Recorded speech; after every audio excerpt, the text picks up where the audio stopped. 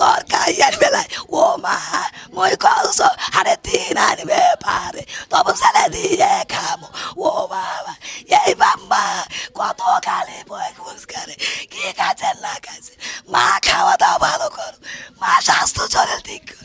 সচিবালয়ে আগুন নেভাতে গিয়ে অগ্নি দুর্ঘটনায় নিহত ফায়ার সার্ভিস কর্মী সোহানুজ্জামান নয়নের গ্রামের বাড়িতে আছি এবং আমরা দেখছি যে আসলে তার বাড়িতে কিন্তু এখন শোকের মাতম চলছে। নয়নের দুঃখিনী মা যে রয়েছে বারবার কান্নায় মূর্ছা পড়ছেন, ছেলের ছবি আঁকড়ে ধরে জড়িয়ে ধরে ছেলেকে নিয়ে কিন্তু বারবার তিনি কান্না করছেন। একমাত্র ছেলের সন্তানকে হারিয়ে এখন একেবারে পাগল প্রায় এই দুঃখিনী মা। কোনো সান্ত্বনাতেই যেন তিনি শান্ত হচ্ছেন না, বারবার মূর্ছা পড়ছেন এবং তিনি যেটি বলছেন তার একমাত্র ছেলেকে হারিয়ে এখন আসলে তিনি চারদিকেই অন্ধকার দেখছেন।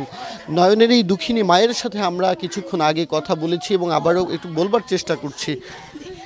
কি হয়েছিল আপনার ছেলের?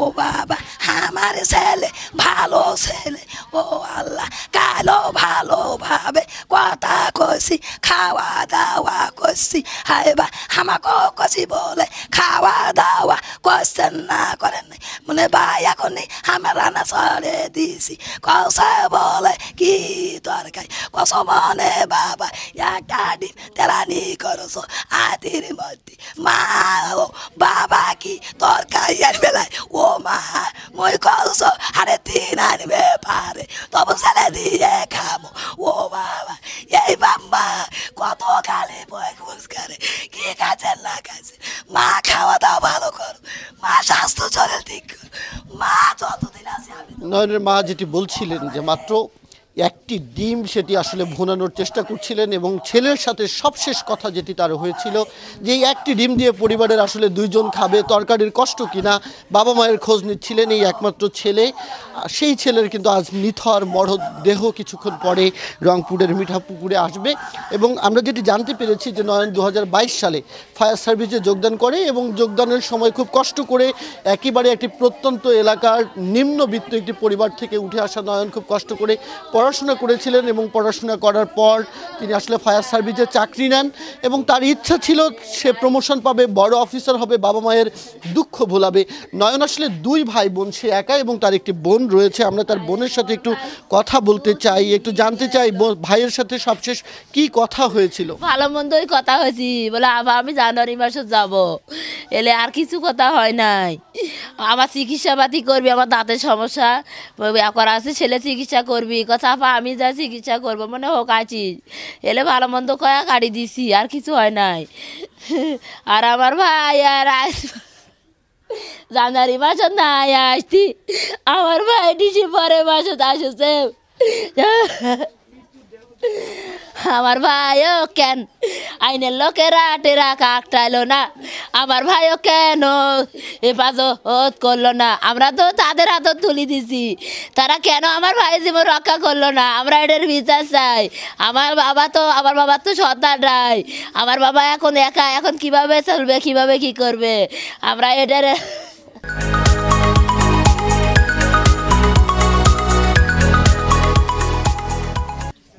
আসলে জানুয়ারি মাসে নয়নের ছুটি নিয়ে আসার কথা ছিল গ্রামের বাড়িতে, বোনের সাথে আসলে কথা বলবার, গল্প করার কথা ছিল, বাবা মায়ের সাথে হয়তো ঘুরতো, হই হুল্লোড় করতো এলাকার তার বন্ধু বান্ধবের সাথে, কিন্তু জীবনের ছুটি হয়ে গেল ডিসেম্বরে নয়নের।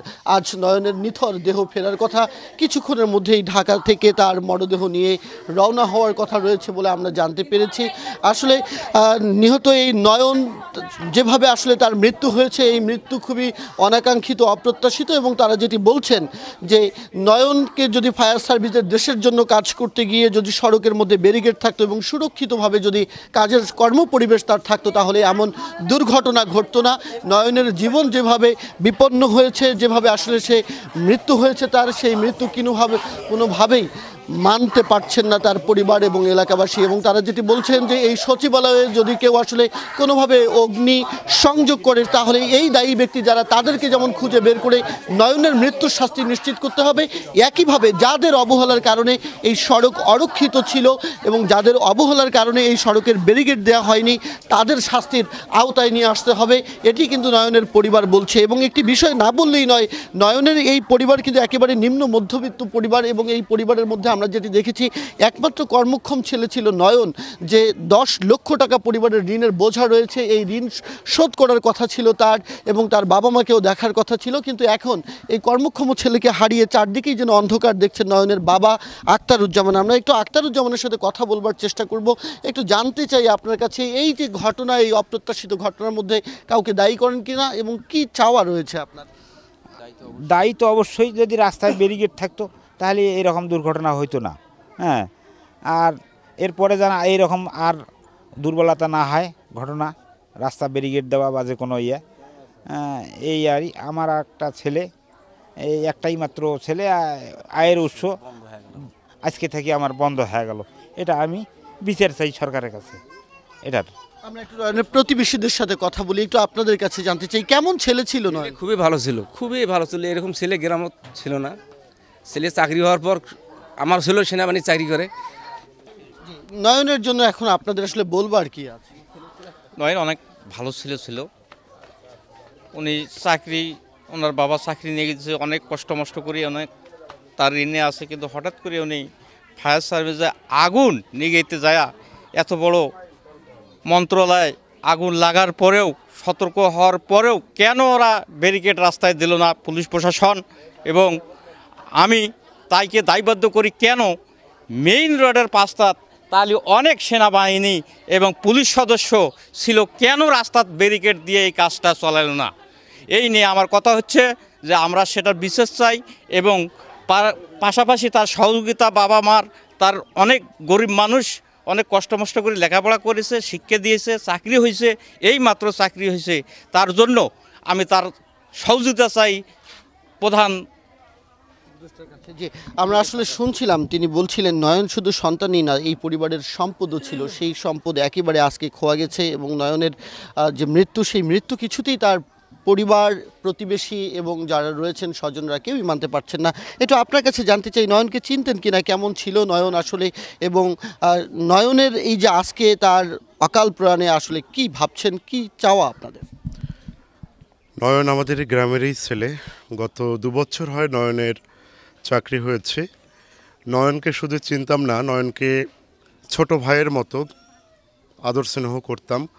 ব্যক্তিগতভাবে নয়ন আমার সঙ্গে বিভিন্ন সময় যোগাযোগ করত, চাকরির সুবাদে বাহিরে ছিল, আমাকে ফোন করতো, এলাকার বিভিন্ন খবরাখবর আমাকে জানতে আগ্রহের জন্য ফোন করে জানতে চাইতো। তো গতকালকে নয়নের এই দুর্ঘটনার কথা শুনে আমরা গ্রামবাসীরা খুবই মর্মাহত, মানে আমরা বাকরুদ্ধ হয়ে গেছি। মানে এটা কি হয়ে গেল? নয়ন একজন তরুণ মানুষ, এখনও আসলে বিবাহ করেনি, লেখাপড়া অবস্থায় আছে। সে লেখাপড়াতে খুবই একজন ভালো স্টুডেন্ট এবং মেধাবী হিসেবে আমরা তাকে জানতাম, চিনতাম, খুবই নম্র ভদ্র।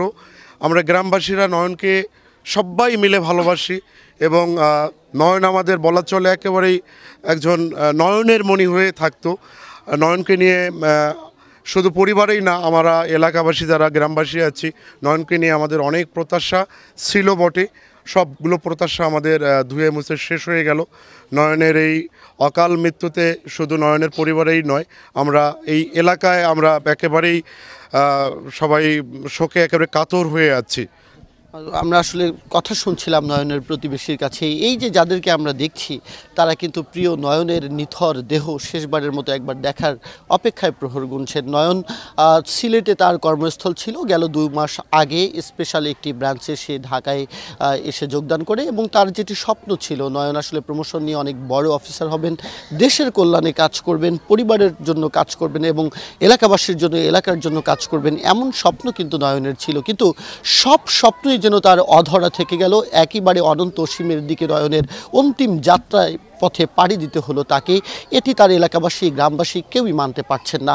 আমরা যতটুকু জেনেছি, নয়নের চাচা এবং প্রতিবেশী একজন নয়নের মরদেহ নেওয়ার জন্য রাজধানী শহর ঢাকায় গিয়েছেন এবং সেখান থেকে নয়নের মরদেহ আসার পর এখানে প্রথম জানাজা হওয়ার পর তার পারিবারিক কবরস্থানেই দাফন করা হবে এবং সেজন্যই এলাকাবাসী এবং স্বজনরা তারা এসেছেন, তারা অপেক্ষা করছেন। তো এখন পর্যন্ত এই সচিবালয়ে অগ্নি দুর্ঘটনায় নিহত নয়নের গ্রামের বাড়ি রংপুরের মিঠাপুকুরের বড়